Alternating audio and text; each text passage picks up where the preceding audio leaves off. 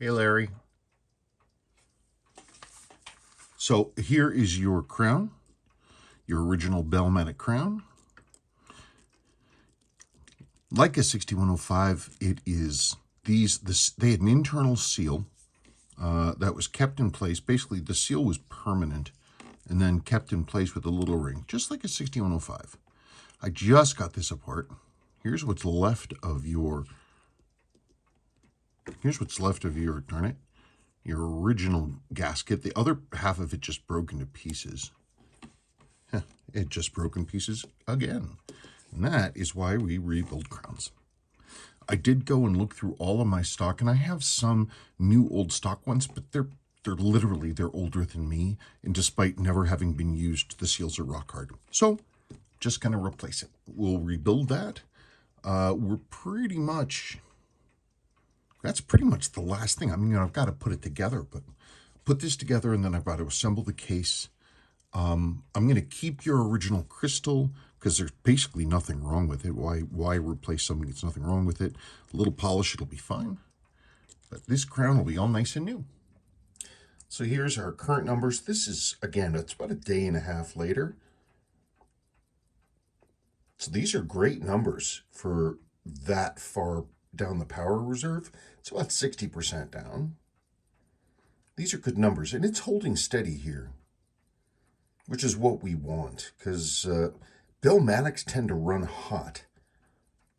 They're one of the only Seikos I know of that are prone to overbanking, which is where there's too much power running through, and it is flipping the balance too far back and forth, and to the point that it exceeds 360 degrees of travel, and then it starts hitting the wrong side of the pallet fork. It's called knocking, because that's what it sounds like.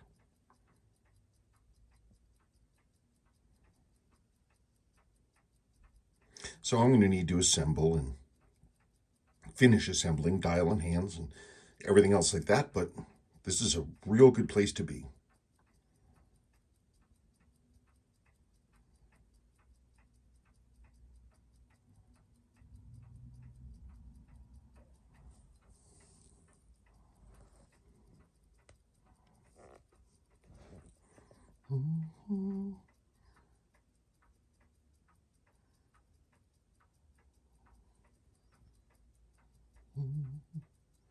Okay.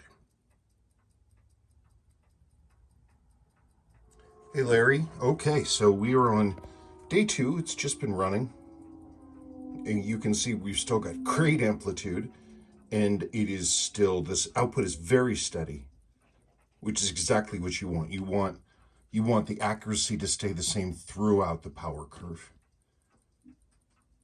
because that improves accuracy over time. Yeah, those are great numbers. Okay, so 2 days now of testing. I'm going to bolt this thing together, and let's go for it. There it is. Brand new seal and everything all closed up and good to go. So time to move ahead. Okay, Larry. So she's together. This is 28 hours later, I think. Anyway, so there she is. There were a few things that I didn't anticipate. I know I talked about the balance. There's the balance, and there's your jacked hairspring. The alarm lever, there it is. That diddly right there, that is the alarm lever. The tip of yours is broken off. Wasn't in the movement or anything. But this is what I call the winding bridge, with the oscillating framework for ball bearings or whatever the heck it is. This central, that bit, the ball bearing thing is loose. It's bad. And so the weight was flopping around, and it ground off. Where is it? And it ground off that edge right there. I really don't like having exposed metal inside the movement. So rather than just replace the bearing assembly, which I could have, I went ahead and replaced the entire bridge. And there we are.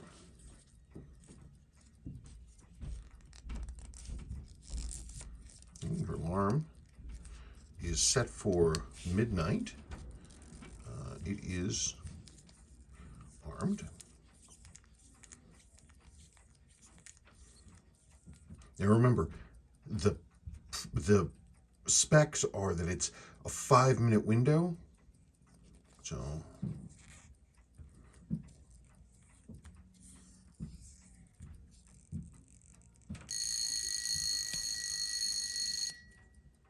there you go.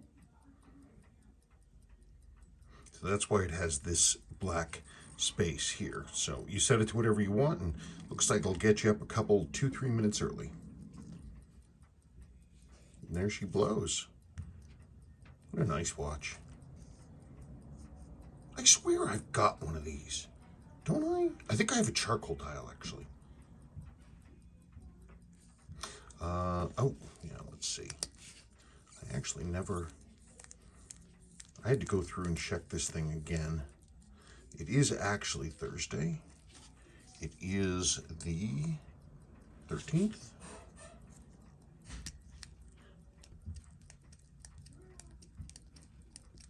Okay, and it is currently 5:30 on the nose.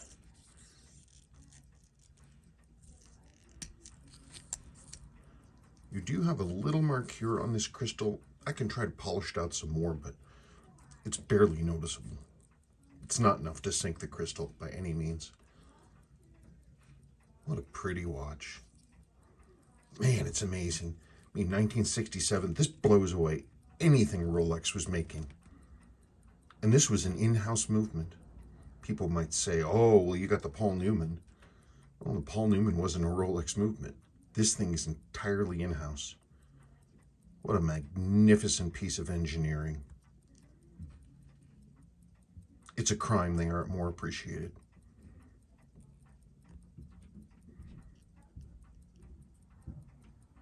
Well, there it is, and I thank you so much.